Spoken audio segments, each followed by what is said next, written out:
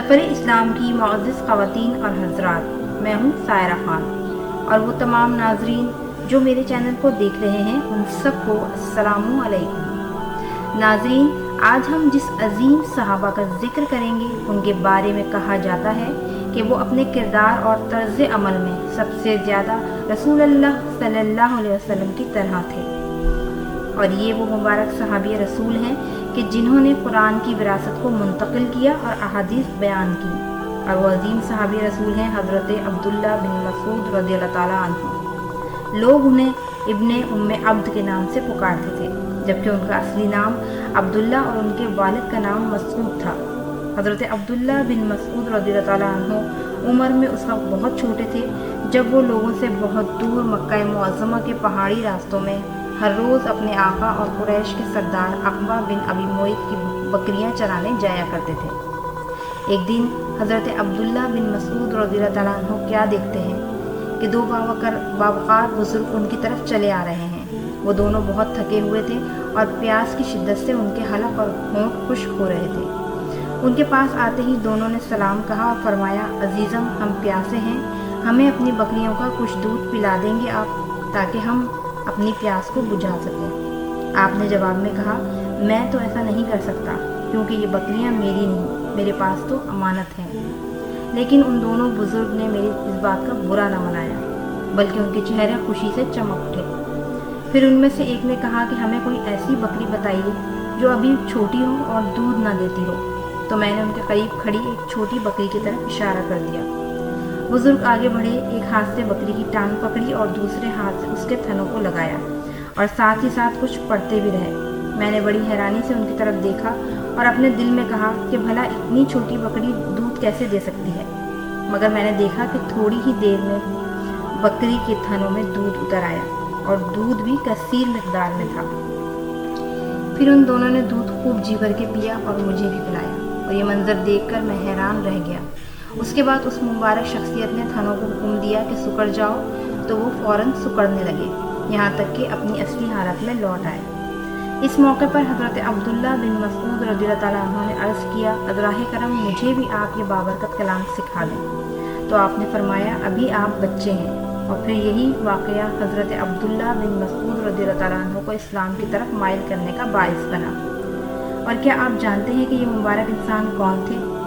یہ رسول اکرم صلی اللہ علیہ وسلم اور آپ کے رفیق خاص حضرت صدیق اکبر رضی اللہ تعالیٰ عنہ تھے۔ ان دنوں قریش نے مکہ معظمہ میں ادھم مچا رکھا تھا، مسلمانوں کو طرح طرح کی تکلیف پہنچا رہے تھے۔ اس لیے آپ صلی اللہ علیہ وسلم اور صدیق اکبر رضی اللہ تعالیٰ عنہ مکہ معظمہ کے ان دشوار گزار پہاڑی راستوں پر چل نکلے تھے۔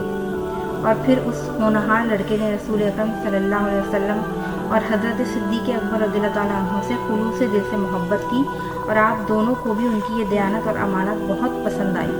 اور اس واقعے کے تھوڑی ہی عرصے بعد حضرت عبداللہ بن مسعود رضی اللہ تعالیٰ عنہ نے اسلام قبول کر لیا اور رسول اکرم صلی اللہ علیہ وسلم کو اپنی خدمات پیش کر دی، اور آپ نے بھی ان کو کمال شفقت سے اپنی خدمت میں قبول کر لیا۔ اور اسی روز سے یہ خوش نصیب فرزند بکریوں کی نگرانی کے فریضے سے سبکدوش ہو کر آپ صلی اللہ علیہ وسلم کی خدمت میں مصروف ہو گئے۔ پھر اس کے بعد حضرت عبداللہ بن مسعود رضی اللہ تعالیٰ عنہ رسول اکرم صلی اللہ علیہ وسلم کی رفاقت میں اس طرح رہے جس طرح کے سایہ انسان کے ساتھ رہتا ہے۔ چونکہ حضرت عبداللہ بن مسعود رضی اللہ تعالیٰ عنہ کی تربیت رسول اکرم صلی اللہ علیہ وسلم کے گھر میں ہوئی، اس لیے آپ صلی اللہ علیہ وسلم کی سیرت و کردار کو اپنانے کا وافر موقع ملا۔ انہوں نے آپ کی ہر عادت کو اپنے اندر سمونے کی کوشش کی، یہاں تک کہ آپ کے متعلق یہ بات مشہور ہو گئی کہ حضرت عبداللہ بن مسعود رضی اللہ تعالیٰ عنہ صلی اللہ علیہ وسلم کے رازدان اور قریب تر ہیں۔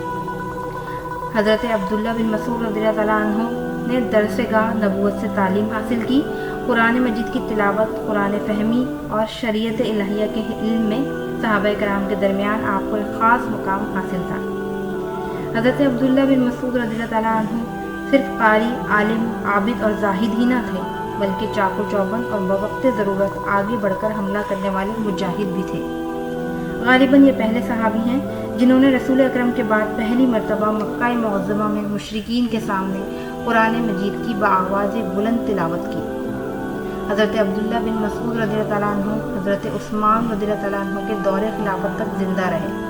آپ مرض الموت میں مبتلا ہوئے تو حضرت عثمان رضی اللہ تعالیٰ عنہ آپ کے پاس آیا اور دریافت کیا آپ کو کس سے شکایت ہے؟ فرمایا اپنے گناہوں سے۔ پھر آپ نے پوچھا آپ کا دل کیا چاہتا ہے؟ فرمایا اپنے رب کی رحمت۔ اس کے بعد خلیفۃ المسلمین نے فرمایا کیا وہ سب مال آپ کا نام نہ لگا دوں جو کئی سال سے آپ نہیں لے رہے؟ فرمایا مجھے اس مال کی ضرورت ہی نہیں۔ حضرت عثمان رضی اللہ تعالیٰ عنہ نے فرمایا یہ مال آپ کی بچیوں کے کام آئے گا۔ فرمایا کیا آپ کو اندیشہ ہے کہ میری بچیاں فکر و فاقہ میں مبتلا ہو جائیں گی؟ میں نے اپنی تمام بچیوں کو حکم دیا ہے کہ وہ ہر رات سورہ واقعہ کی تلاوت کریں، کیونکہ میں نے رسول اللہ صلی اللہ علیہ وسلم کو یہ فرماتے ہوئے سنا کہ جس نے ہر رات سورہ واقعہ کی تلاوت کی اسے کبھی فاقہ نہ آئے گا۔ اور پھر جب رات ہوئی تو حضرت عبداللہ بن مسعود رضی اللہ تعالیٰ عنہ اللہ کو پیارے ہو گئے۔